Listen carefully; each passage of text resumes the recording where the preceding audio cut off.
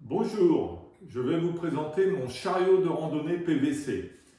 Voilà 2 ans que je suis à la retraite et avec mon épouse, nous avons décidé de faire le chemin de Saint-Jacques-de-Compostelle.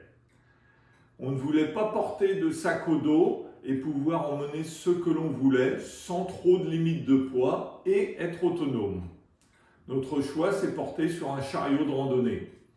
En regardant les chariots neufs, j'ai trouvé que c'était un peu cher à plus de 300 € et en occasion, on n'a rien trouvé à prix abordable.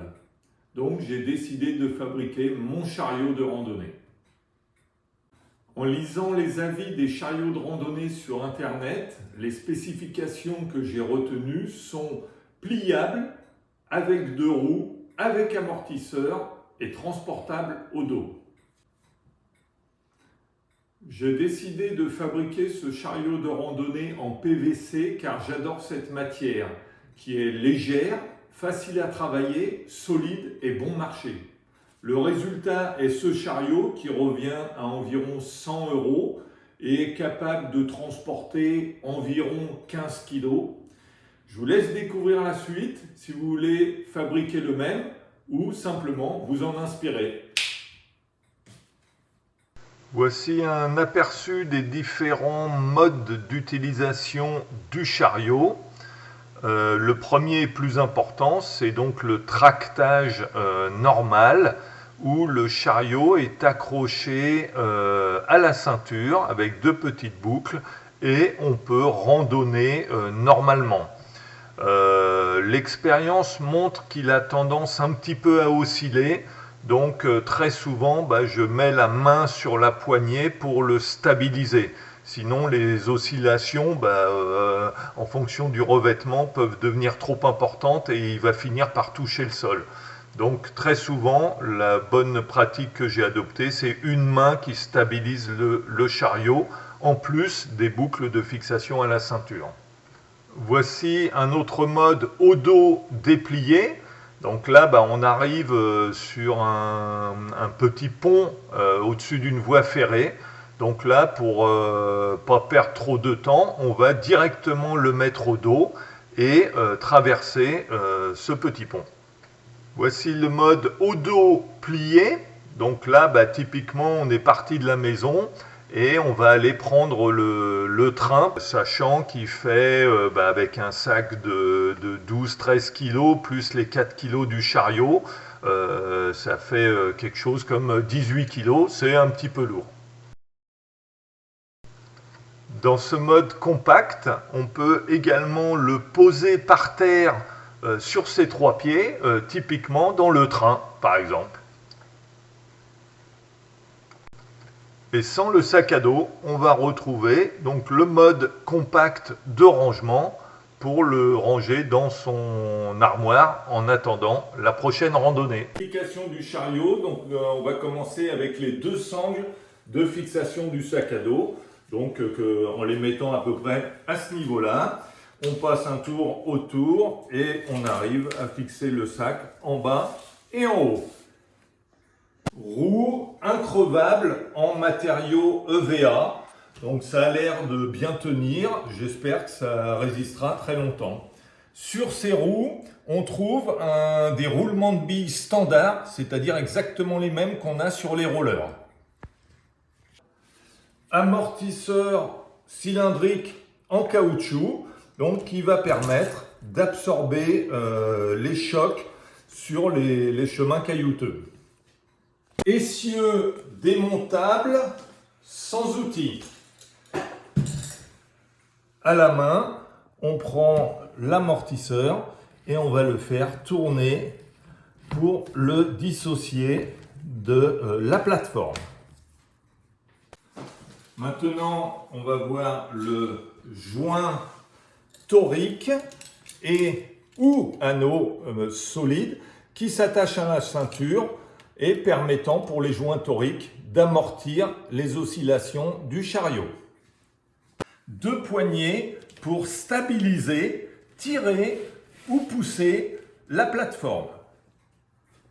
2 porte-gourdes pour s'abreuver et également pour ajuster les forces d'équilibre de la plateforme en l'avançant ou en le reculant. Et à la fin du voyage, on peut le déclipser et on a rajouté une petite chambre à air pour éviter qu'il ne tombe pendant les secousses. 2 tiges télescopiques verrouillées par une goupille qui vont pouvoir se rétracter à l'intérieur de la plateforme, pivoter et passer en position compacte. 3 pieds remplaçables lorsqu'ils seront usés pour pouvoir poser le chariot verticalement. 2 clips de fixation pour pouvoir raccorder l'essieu démontable sur la plateforme et on va venir le verrouiller avec une sangle pour éviter qu'il ne tombe pendant les secousses ou la marche. Et le plus important, la coquille Saint-Jacques sur son clip diamètre 32 pour pouvoir se clipser sur la plateforme et aller correctement vers Saint-Jacques-de-Compostelle. Les dimensions de ce chariot sont optimisées pour un sac de 70 plus 10 litres. Là, il faut bien comprendre que l'équilibre du chariot dépend de la position du T60 degrés, donc qui va vers l'essieu avec les roues, par rapport à la plateforme.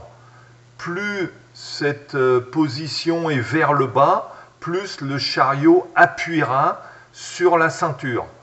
Plus ce T est vers l'avant, plus le chariot remontera et aura tendance à traîner par terre. Donc il faut trouver un bon compromis pour avoir l'équilibre idéal, on va dire, qui permet d'avoir pas trop de poids sur la ceinture, mais d'éviter que le chariot ne traîne par terre, bien évidemment. Si votre sac est plus petit qu'un 70 litres, il faudra probablement repousser le T 60 degrés vers le bas. Et l'intérêt du PVC, c'est que vous n'êtes pas obligé de tout coller. Vous pourrez fixer tous les tubes avec des petits morceaux de carton pour les immobiliser et vérifier le bon équilibre. Si ça ne vous convient pas, vous ajusterez le petit tube de 40 qui est en bas de la plateforme.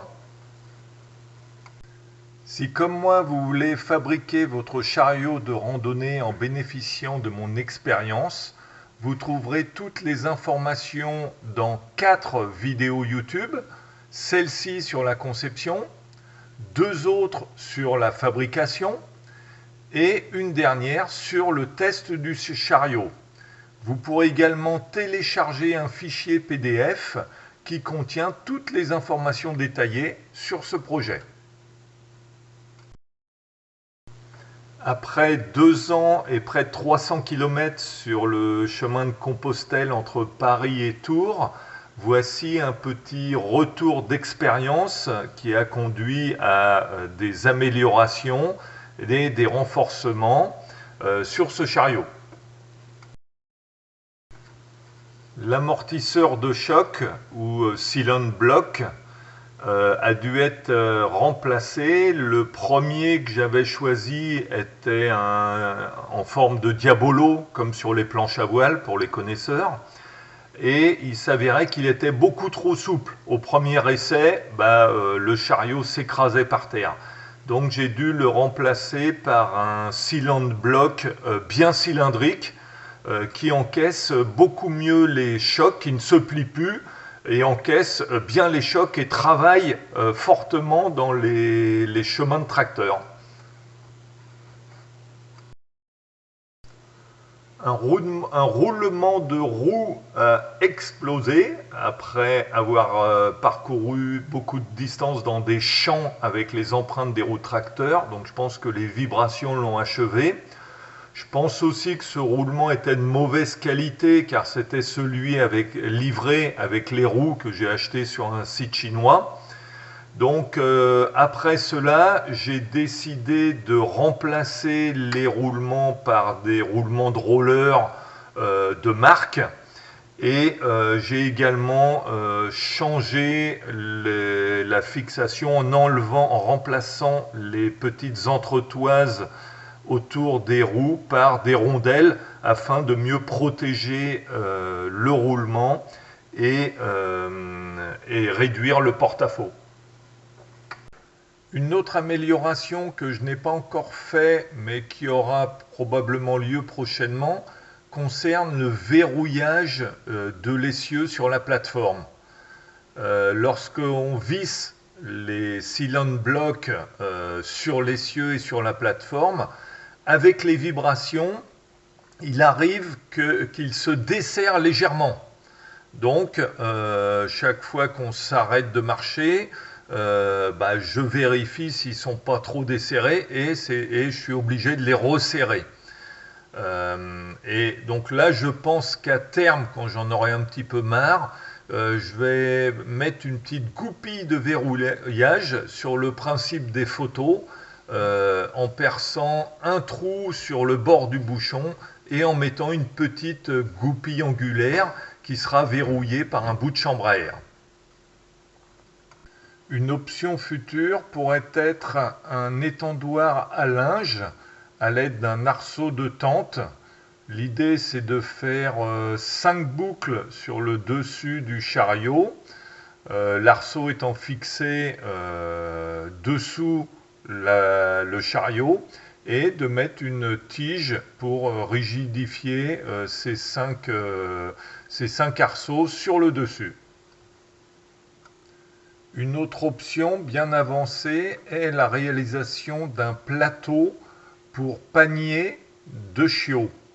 C'est surtout pour motiver mon pote Philippe à venir avec nous. Donc dans cette option, on a réalisé une petite plateforme qui permettra de fixer un panier de chiots.